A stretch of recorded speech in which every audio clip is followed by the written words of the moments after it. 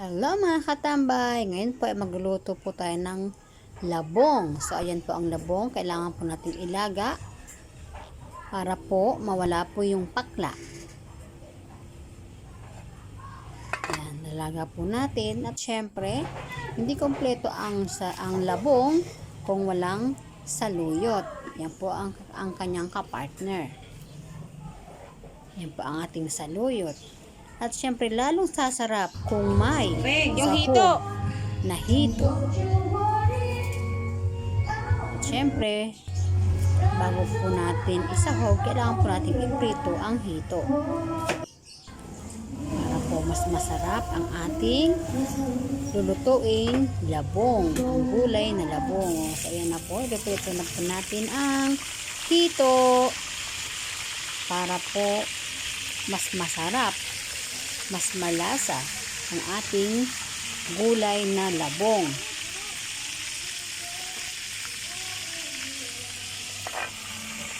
So, ayan na po mga katambay.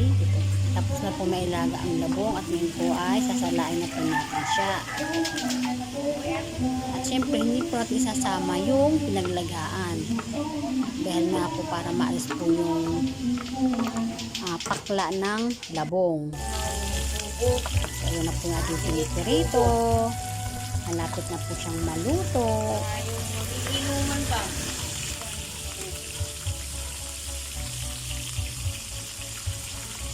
Masarap po ang hito na pinirito. Siyempre, masarap din po pag inihaw. Yun nga lang po, siyempre magastos po sa uling, kaya ipipito na lang po natin. So, ayan po yung ating sangkap, ang bawang at saka ang sibuyas. Hindi kompleto ang gulay. Pag walang mga sangkap, ayan na po yung pinaritong hito. Nahimay-himay ko na po siya. Ito na po yung labong. Pagkatapos po siyang ilaga, kailangan po siyang pigaan. Ayan, para po mawala po yung sabaw na pinaglagaan. Ayan. Ganyan po. Babae mo lang para Ang pagluluto ng aming gulay na labong. So, yan, nakikita niyo po yung sabaw niya. Hindi po kasi siya pwedeng isama. Siyempre, magpapanibagong sabaw po tayo pag niluto na ang labong.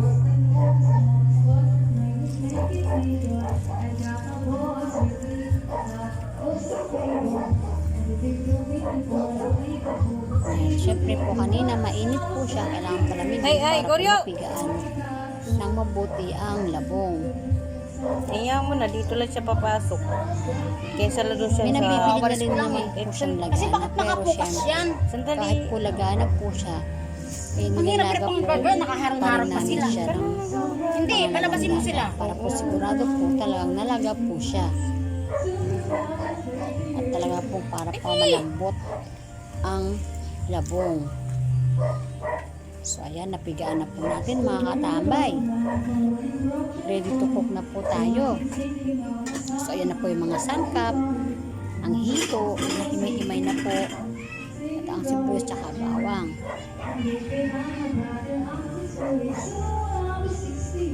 So, start na po tayo magluto mga katambay. Yan lang po muna kayo para panuorin kung paano po ako magluto ng labong.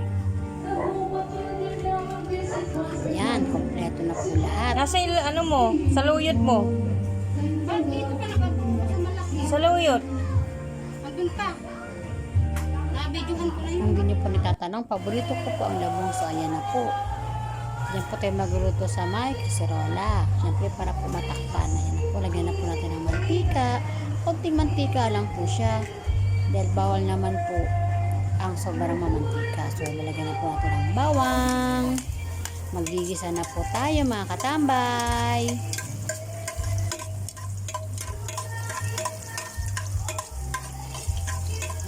Siyempre, medyo haluin para po maging golden brown na po siya ang ating bawang para po malasa. Yan, sunod na po natin ang sibuyas. Siyempre, haluin po natin ulit. Gisa-gisa, gisa-gisa. Mapapasarap na naman ang aking kain. Mapapadami na naman ang aking kain. Dahil paborito ko po ang gulay. Isa na nga po dyan ang gulay na labong.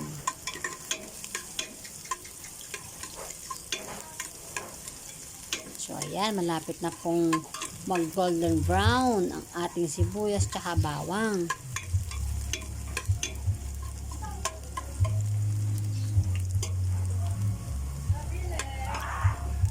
Ano po? Nakakagutom na Adobong po. manok. Paksiw na bangus. Labong. Sa amoy pa lang ng bawang tsaka sibuyas, talaga nakakagutom na. Ano yan eh? So, ayan na po. Lalagay na po natin May bumibili kasi. labong. Anong gawin ko? Konting luto na po yan mga katambay. Kasi nalaga naman na po ang labong, kaya luto na po siya. Kaya konting Dali lang ha. gisa-gisa. Ano ko na ha? Siyempre, Magtinda muna ako, Beng. lagay ang mga sangkap para po magkalasa lalo ang ating labong. Naglalagay ng tubig. Ang naglalagay po kami ng tubig, yung mainit na tubig po siya para po madali po siyang gumulo. Yan, pero para po tipid na rin po sa gasol. Siyempre po pag naglagay po tayong tubig na mainit, madali po siyang kukulo. Yan. Hindi magsasalit po mga katambay. Medyo kumukulo-kulo na po ang ating gulay na labong. Dinitip-tip mo. Hindi nga natin alam ang katotohanan. Ganda sa buhay yan. Bango. Grabe, nagugutom na ako mga katambay. So ayan, maglagay na po tayo ng magic sarap. Para po lalong masarap, ilagay po natin ang bechin. Ayan. Nasa na ba tayo? Dati ko nasa red pa din po kami. Yan po ang mga dagdag pampasarap sa ating mga lulutuin. So ayan.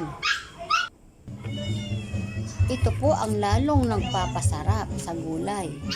Ang pinaritong hito. So ayan na po, lalagay na po natin ang ating sahog na hito.